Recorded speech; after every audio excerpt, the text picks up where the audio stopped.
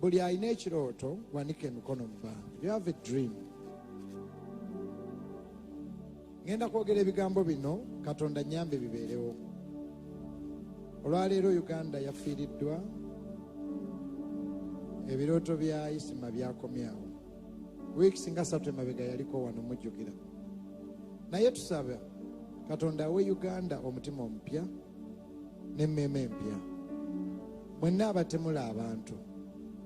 Bayibuli egamba mu Ezeekeri 3:7 nti ndikuwa emmeeme empya n'omutima omupya. Tujjukira baatemula minisita ennaku ezo.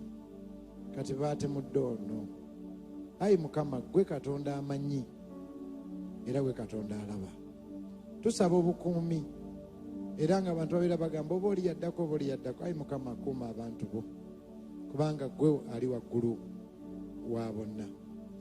Era tusabye Ezeekeri 3:6 wagamba nti ndikuwa emmeeme empya, ndikuwa omutima omupya. We pray for a new heart and a new spirit, for people to love one another again. Balemenga okutta kibanguyira. Ayi Mukama, tusabye owe Uganda omutima omupya n'emmeeme empya.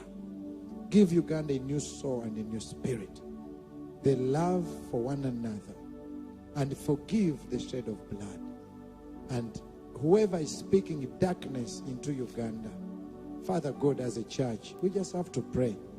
And we know God is above all powers. So we pray that you shall bring light and a great future.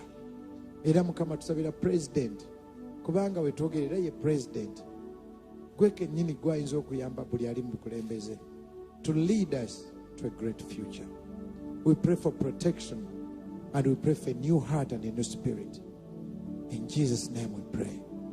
Amen. May God bless this country. Say amen. Amen. May God protect this country. Amen. Now, for you who is here today, this is our third service copy. I want to say 2 words over you. Your heart will not stop, and your eyes will not close until your dreams have come to pass.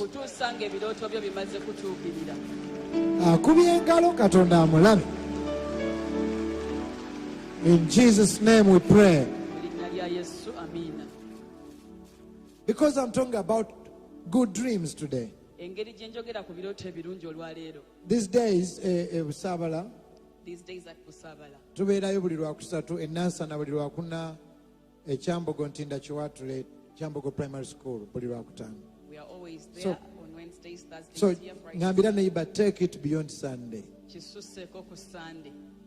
So ennaku